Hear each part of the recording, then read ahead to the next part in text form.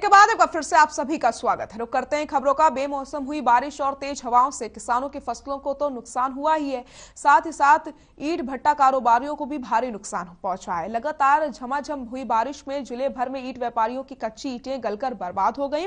जिले के करीब 80 ईंट भट्टों में ईंट व्यापारियों को करोड़ों का नुकसान हो गया है। दरअसल दिसंबर से जून तक कच्ची ईंटें तैयार होती हैं और पकाने के बाद उनकी बिक्री होती है। इसी बीच बुधवार से शनिवार तक लगातार चल रही रिमझिम और बीच बीच में हुई तेज बरसात ने कच्ची ईंटें बर्बाद कर दी। अन्य राज्यों से बुलाए गए श्रमिक भी अब करीब 1.5 महीने तक खाली बैठे रहेंगे।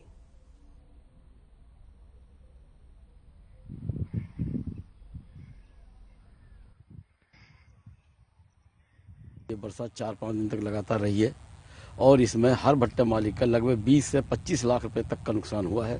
और अब इसमें 1 महीने तक लगभग मजदूर हमारा खाली बैठा रहेगा।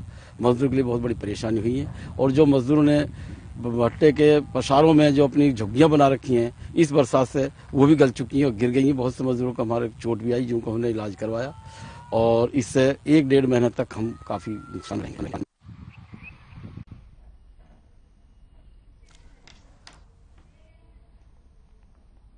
कुरुक्षेत्र के गांधीनगर में देर रात कुछ युवकों ने नशे की हालत में इनेलो की वरिष्ठ नेता कलावती सेन के घर पर हमला बोल दिया। युवकों ने घर के शीशे, सीसीटीवी कैमरे और बिजली की मीटर को तोड़ दिया। वहीं घर पर मौजूद नेता के पति और बेटी ने घर में छिपकर अपनी जान बचाई। इनेलो नेता कलावती सेन ने बताया कि मामले की शिकायत थाना कृष्णा गेट में कर दी गई है। साथ ही साथ कुरुक्षेत्र उपायुक्त और पुलिस अधीक्षक को भी लिखित शिकायत देकर के मामला संज्ञान में डाला गया है। उन्होंने पुलिस प्रशासन और जिला प्रशासन से मांग करते हुए कहा कि क्षेत्र में आपराधिक घटनाओं को रोकने के लिए एक स्थायी तौर पर पुलिस चौकी का निर्माण किया जाना चाहिए।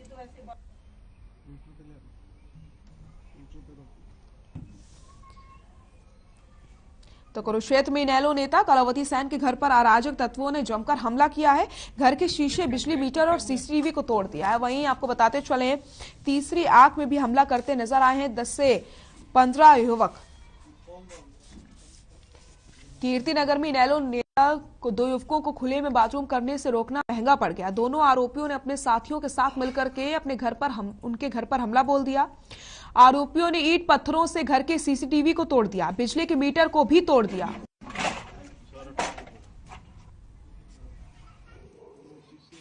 के बाद मैंने उनको कहा, मैंने कहा बेटा तुम यहाँ बीच चौराहे पे वॉशरूम ना किया करो, अच्छी बात नहीं है और अपने घर चले जाओ, मौसम खराब है।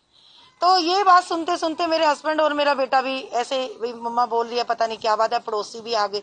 तो उनको समझाया भाई तुम लोग जाओ, नशे की हालात में हो, फायदा कुछ नहीं है। मैं और मेरा बेटा उसी टाइम हम तो निकल गए ब्रह्म सरोवर की ओर सैर करने के लिए, क्योंकि मेरा सैर का टाइम हो रहा था और मेरे हस्बैंड और मेरी बेटी घर पे थी। इनका फोन, हम ब्रह्म सरोवर पहुंचे ही थे। बेशक वहां की सीसीटीवी फुटेज ले सकते हो, पीपल के नीचे हमारी गाड़ी खड़ी हुई है, वहां पे हम पहुंचे ही थे दोनों माँ बेटा कि फोन आ गया कि घर पे हमला किया।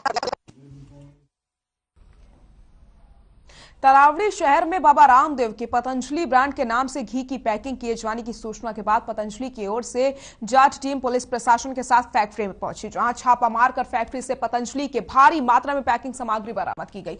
मौके पर पतंजलि की तरफ से जांच करने पहुंची एडवोकेट सीरत ने बताया कि तरावड़ी में बनी एक फैक्ट्री में पतंजलि के नाम से मिलावटी घी सप्लाई करने के आरोप में टीम यहां पर छापा मारने आई थी। भारी मात्रा में सामग्री बरामद की गई है और फैक्ट्री के पास बनी दुकानों के साथ साथ फैक्ट्री के पीछे खेतों में भी वेस्ट मटेरियल में पतंजलि से संबंधित रैपर आदि बरामद किए गए हैं। वहीं पुलिस से तरावड़ी थाना प्रभारी इंस्पेक्टर मनोज वर्मा ने बताया कि पुलिस टीम मौके पर पहुंची थी, जिसके बाद कार्रवाई अमल में लाते हुए एक व्यक्ति के खिलाफ कॉपीराइट एक्ट के तहत मामला दर्ज किया गया है।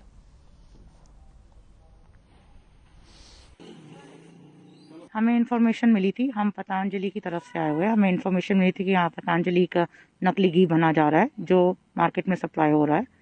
तो हमें जो इन्फॉर्मेशन मिली थी उसके हिसाब से हम यहाँ आए और यहाँ पे रेड करी और हमें यहाँ पे बहुत सारा इन्फॉर्मेशन मिला कि हमें यहाँ कैसे पैकिंग हो रही है, यहाँ पैकिंग मटीरियल मिला और यहाँ पे घी के डब्बे मिले जो नकली बनाए जा रहे हैं और मार्केट में सप्लाई किए जा रहे हैं। सील किया मैम कोई गोदाम वगैरह? अभी कोई गोडाउन सील नहीं किया बिकॉज ये इसमें ऑर्डर नहीं था सील का। हाँ, हमने जो माल नकली पकड़ा गया है और जो पैकिंग मटेरियल नकली पकड़ा गया है वो सील कर दिया।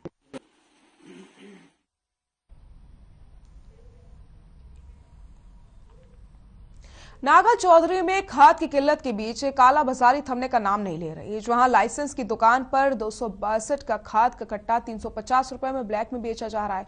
किसानों का कहना है कि पहले खाद की कमी से किसान परेशान थे और अब खाद ब्लैक में मिल रही है, जो कई किसान खरीद नहीं सकते।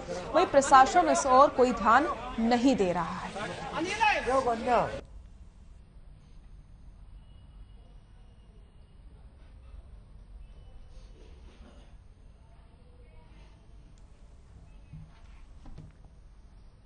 चरखी दादरी में स्वास्थ्य विभाग और पीएनडीटी की टीम ने निजी हॉस्पिटल में भ्रूण हत्या के संदेह पर रेड मारी और मामले में 2 व्यक्तियों को गिरफ्तार किया। पीएनडीटी टीम ने डॉक्टर आशीष चौहान ने बताया कि हमें काफी समय से सूचना मिल रही थी कि महेंद्रगढ़, झज्जर, रेवाड़ी, दादरी के आसपास क्षेत्र में भ्रूण लिंग जांच का गिरोह सक्रिय है, जिसके आधार पर दादरी के सीएमओ से हमने संपर्क किया और टीम बनाकर संयुक्त रूप से कार्रवाई करते हुए 2 लोगों को गिरफ्तार किया, जिसमें से एक व्यक्ति आरएमपी का काम करता है और जबकि दूसरा व्यक्ति निजी हॉस्पिटल में पीआरओ है।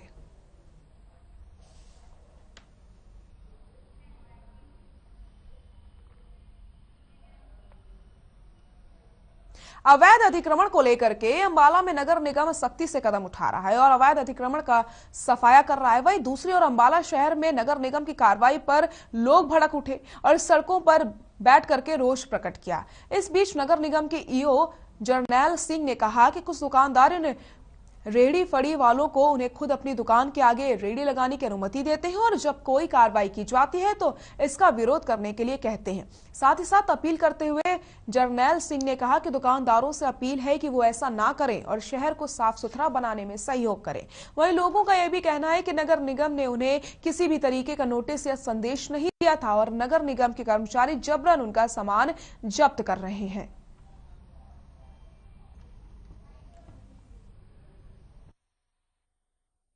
जी, जहाँ कहीं कंफ्यूजन होता है कि लैंड प्राइवेट है या सरकारी है, तब वहाँ पे हम नोटिस की प्रक्रिया जारी करते हैं हरियाणा म्युनिसिपल कॉर्पोरेशन एक्ट 1994 के अनुसार। जहाँ पे कोई भी रोड के ऊपर इंक्रोचमेंट है, पार्किंग एरिया के अंदर इंक्रोचमेंट है, इस तरह की जो प्राइमा फेसी देखी जाती है कि उन्होंने बिल्कुल गलत तरीके से रेडी फेडी लगा रखी है, वहाँ पे नोटिस देने की कोई प्रक्रिया नहीं होती। वहाँ पे इमीडिएटली उसको रिमूव किया जाता है।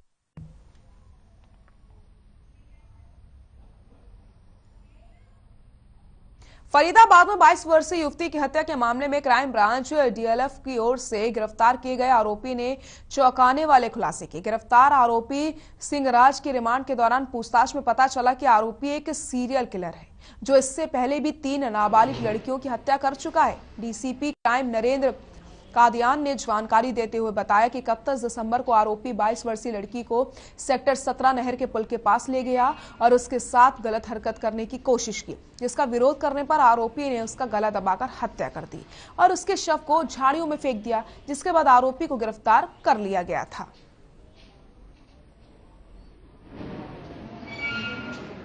रिया नाम की लड़की ओल्ड फरीदाबाद में एक अपने शॉपिंग करने के लिए आई थी और वो शॉपिंग करने के बाद अपने गांव भूपानी जाना चाहती थी, लेकिन भूपानी ना जाके उसका रिश्ते में एक चाचा लगता था। उस चाचा के पास उसने कॉल किया और वो चाचा सिंहराज उसके पास चली गई। जसाना गांव का वो रहने वाला है सिंहराज। तो सिंहराज ने उसको 2 दिन तक रखा और उसके बाद ये इसकी जो ना गलत काम करके हत्या करके और आगरा पानीपत में कोरियर कंपनी के ऑफिस में घुसकर कई युवकों ने कर्मचारियों के साथ मारपीट करी है और पिस्तौल के बल पर 1.46 लाख रुपए कैश छीनकर फरार हो गए। आपको बताते चले पूरी वारदात सीसीटीवी में कैद हो गई। वहीं पीड़ित ने पुलिस से शिकायत करते हुए कहा कि आरोपियों ने उसे जान से मारने की धमकी दी। फिलहाल पुलिस ने पीड़ित के आधार पर एक नामजद सहित कई लोगों पर केस भी दर्ज कर लिया है।